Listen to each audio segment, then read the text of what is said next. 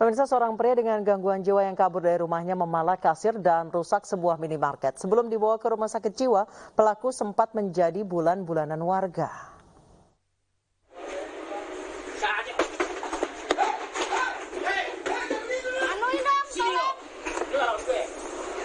Pria ini mengamuk di sebuah minimarket Pamulang, Tangerang Selatan.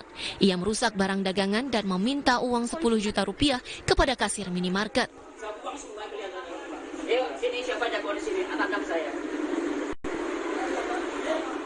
Petugas keamanan bersama petugas parkir sempat berupaya meredam aksi pria ini, namun ia terus melawan hingga akhirnya menjadi bulan-bulanan warga sekitar.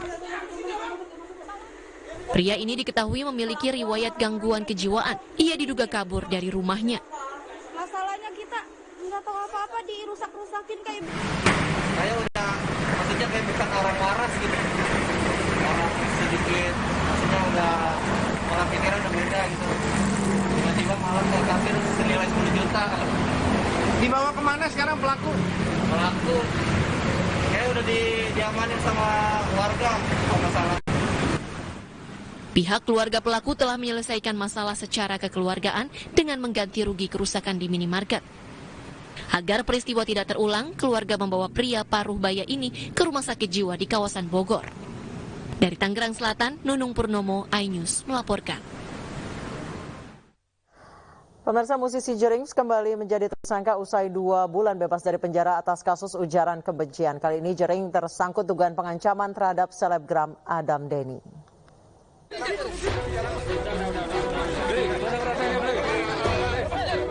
Belum genap 2 bulan bebas dari penjara atas kasus ujaran kebencian, IGD Ari Asina alias Jerings kembali menjadi tersangka.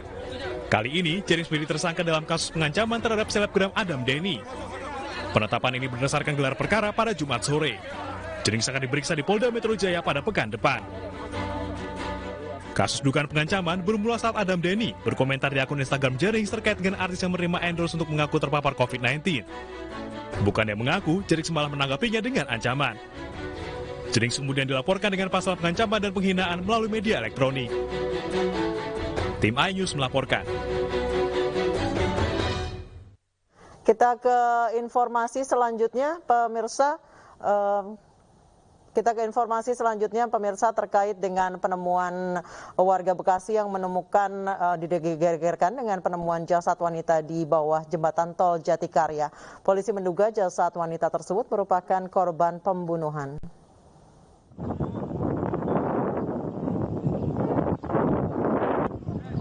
Warga Kecamatan Jati Sampurna, Kota Bekasi, Jawa Barat digegerkan dengan penemuan jasad wanita terkubur di bawah jembatan tol Jatikarya. Korban pertama kali ditemukan warga yang sedang mencari rumput. Jasad wanita ini kemudian dibawa ke rumah sakit untuk diautopsi.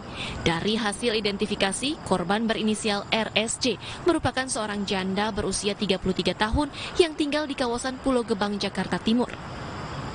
Di tubuh korban terdapat luka di bagian wajah dan kepala. Polisi menduga korban tewas dibunuh. Mayat diperkirakan mungkin kurang lebih 24 jam ya. Dia sudah meninggal karena masih lemas, belum kaku. Untuk luka-luka ada di sekitar wajah dan kepala bagian kanan. Itu luka apa ya, Pak? Kurang lebih luka dari pukulan benda tumpul. Polisi kini masih memeriksa sejumlah saksi dan memburu pelaku pembunuhan untuk mengungkap kasus ini. Dari Bekasi, Jawa Barat, Rahmat Hidayat, iNews melaporkan. Polisi meringkus seorang pelaku spesialis penggelapan kendaraan bermotor dan telepon genggam dengan modus meminjam lalu dijual. Pelaku ditangkap setelah menjual sepeda motor milik temannya sendiri. Lantai berapa? Rumah susun blok. Beginilah suasana penangkapan pelaku penggelapan barang berharga milik sejumlah temannya di sebuah rumah kos di Kecamatan Bukit Kecil, Palembang, Sumatera Selatan. Pelaku tak berkutik dan mengakui perbuatannya. Tanpa perlawanan, pelaku kemudian dibawa polisi ke Mapol Restabes Palembang. Menurut keterangan, pelaku sudah beberapa kali menggelapkan barang berharga milik temannya sendiri. Aksi terakhirnya membawa kabur sepeda motor temannya, lalu dijual. Pelaku berhasil kita amankan tadi malam. Kita kenakan 372, 378. Barang bukti ada motor dan sudah kita akan dalami untuk apakah pelaku ini sering atau melakukan ke hal-hal yang seperti ini. Atas perbuatannya pelaku dijerat dengan pasal 372 KUHP dengan ancaman 2 tahun penjara. Dari Palembang, Sumatera Selatan, Muhammad David, iNews melaporkan.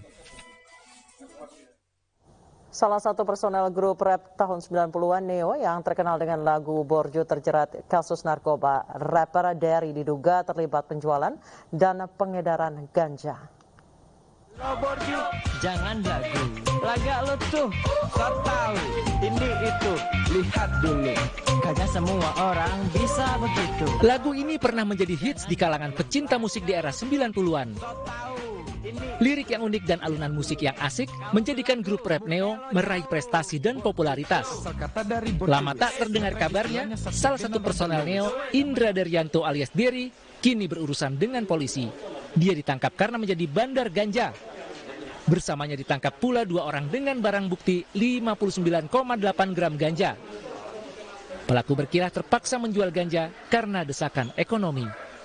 Salah satu dari pelaku tersebut kita cukup prihatin karena dia adalah talenta muda yang pernah menanjak namanya sebagai seorang artis dari grup rap. Namun sekarang tentu kita perlu melakukan tindakan hukum kepolisian agar jeratan narkotika tidak merambah ke generasi muda yang lain.